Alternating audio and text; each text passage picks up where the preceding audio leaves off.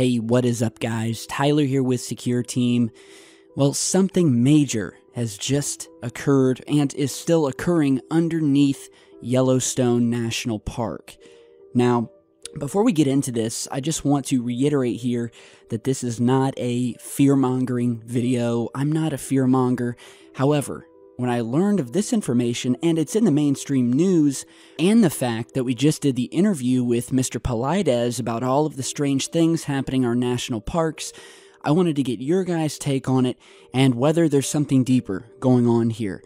So if you haven't heard the news, over the past week, there has been a major swarm of earthquakes in Yellowstone. In fact, in just a 24-hour period, there were 72 earthquakes in a small localized area. And at this time, researchers are monitoring the volatile zone and have no idea when the current earthquake swarm is going to end. Now, while most of the earthquakes were smaller, there were a few towards the end that started spiking up to magnitudes of around 5.0, which is getting up there. And for any of you who haven't read up on Yellowstone, well, in a nutshell, there is a massive supervolcano underneath it that is long overdue for an eruption that, by the way, is capable of wiping out the vast amount of human, animal, and plant life in the continental United States. And experts are legitimately worried about when this eruption is going to occur.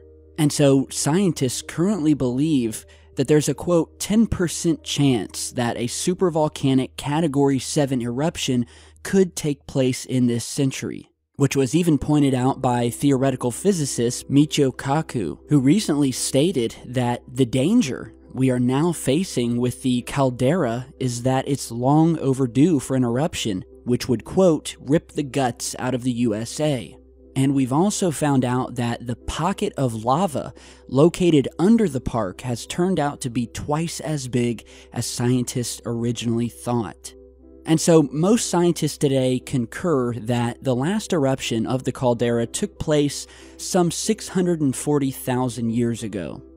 And the United States is currently under contract with at least 4 countries, all of which have agreed to house displaced U.S. citizens in the unfortunate event that the Yellowstone supervolcano were to erupt. And so with this recent earthquake swarm, well, before it happened, there was sort of a calm before the storm, where seismic activity experienced a downtick and was eerily quiet. And then just a day later, boom, 72 earthquakes within a 24-hour period. They've continued all week, and of course, it's got some people worried, and so we're starting to see news reports about it. Now, of course, most scientists out there are telling us, hey, there's nothing to worry about. There are thousands of earthquakes that occur in Yellowstone every single year, but others, of course, are a little bit more skeptical, with most people highly doubting that if there were such a danger, they would likely much rather not tell us and risk starting widespread panic across the entire country. And, you know, Yellowstone has been shrouded in a strangeness and a mystique of its own. A lot of strange things happen there, and we're talking disappearances, UFO sightings, strange lights, and there's a ton of theories about just what is going on in Yellowstone National Park, particularly the areas that humans are not allowed to go. And we are talking about areas that are more than just roped off from the public, but are heavily guarded by the military in order to ensure nobody enters, almost like they're guarding something. Well, many would say not almost, they are. They're guarding something in there. And of course, there have been talks for years now that there is some sort of highly secret government installation that was built or is continually being built underground in the center of Yellowstone. Now, many people have theorized that a lot of these earthquakes aren't actually coming from this supervolcano and the tectonic plates shifting, but instead are the remnants of massive drills and machinery that are being used underground to dig these massive tunnels and the hollowing out these massive caverns in order for them to install these deep underground bases. And, you know, that was one of the things that me and Mr. Paulides were talking about in the interview, which, by the way, awesome guy. Was so happy to have him on. He's just, you know, he's the type of guy you want to sit down and have a beer with and just chat for hours. You know, he's very good, and I looked at that interview not so much as an interview, but more as an intelligent conversation between two people. Mr. Paulides was very courteous and, you know, wanted to get my take on certain things as opposed to just having me ask questions, and I think that definitely made for a much richer interview. And we were talking about some of the things that could be going on in these national parks. Why are all of these people disappearing every single year? Now, of course, Mr. Paulides kind of likes to sit back and not speculate, and would rather have us give our ideas. And, you know, like I said in that video, in a lot of these cases, it almost appears as if many of these people are getting caught up in some sort of portal. It's been said it's like they walk into a portal and then they either disappear and are never seen again, or they reappear miles and miles away. In many cases, these are children who will vanish, and if they ever are found, it's at the top of some mountain peak at a 10,000 feet altitude. You know, with a 2-year-old kid, obviously something had to take him there.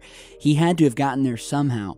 And so it's been said that the government, through its operation of these secret bases in Yellowstone, are abducting people, or are testing or utilizing some sort of technology that is potentially creating these rifts, or portholes, or dimensions, whatever you want to call them, where people are literally walking into an area of the woods and disappearing.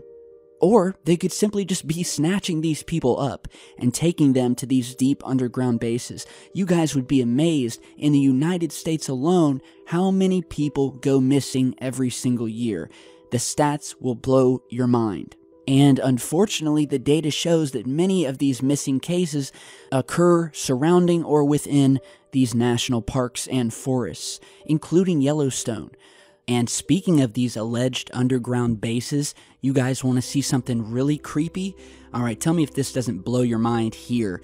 What you're seeing is a map that hit the web years ago, which was leaked and purports to show a system of underground bases, military bases, secret bases that shouldn't exist, that are actually linked together by a high-speed rail system. So like an underground subway system, so the people who are living and or working at these installations can hop on one of these underground subway systems and within minutes travel hundreds or thousands of miles to these interconnected bases. And what I've discovered is that when taking this map of these alleged bases, we have no real proof that this map is even real. However, when you place it directly over top of this map, which comes directly from Mr. Paulides and shows where these localized clusters of disappearances that have occurred in these different national parks, you find something very scary, in my opinion, which you're seeing here as I fade this map of these purported underground bases in and out, overlaid on top of this map by Mr. Paulides of these disappearances. We see that these localized clusters match up almost perfectly with the large majority of these bases on this map. I mean, just look at this. I'll let it play for a couple seconds. And, you know, all speculation aside, tell me that isn't freaky. Call me crazy, but I definitely think there's something to this, and that these underground bases may be playing a much larger role in these strange happenings and disappearances than we previously could have ever thought. So there really is something eerie going on, and whether this super swarm with these earthquakes has anything to do with what we were just talking about, I don't know. It could be all natural. I can attest, just from the past videos that I've done, there's a lot of stuff that's happened in Yellowstone that cannot be explained. Lights, UFOs, strange sounds. Have you guys heard of something called the Yellowstone Lake music? Well, it continues to be a mystery after almost a century of reports of this really enigmatic sound that thousands of people have reported hearing above Yellowstone Lake. with it happening many instances on clear days and in early mornings. And it's been described as a remarkable celestial sound of an unknown or unexplained origin that, according to those that have heard these sounds, quote, resemble the ringing of telegraph wires or the humming of a swarm of bees, beginning softly in the distance, growing rapidly plainer until directly overhead, and then fading out just as rapidly and in the opposite direction. And these sounds above Yellowstone Lake have been occurring since 1895, when they were first reported. And to this day, there have been countless respected scientists and prominent park figures that have reported hearing the sounds as well. And, you know, it's just one more thing to add to the list of strange stuff happening in this park and in this area. So, hopefully, the supervolcano underneath Yellowstone is not going to blow, at least not while we're alive, right? But it is a bit disconcerting when these things happen, you know, and when they do, I don't like to make videos about them because I don't want to trigger anyone. I don't want to be called a fearmonger.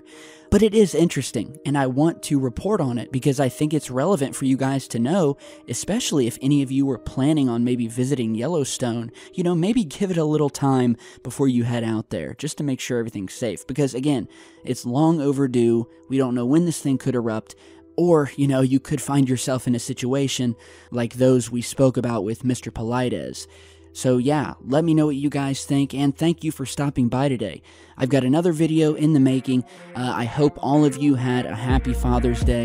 You know, to all the dads and fathers out there, taking care of their families and being the best people they can be. Keep doing what you're doing, lead by example, and raise those kids right. All right, so thanks guys, and I'll see you back in just a bit.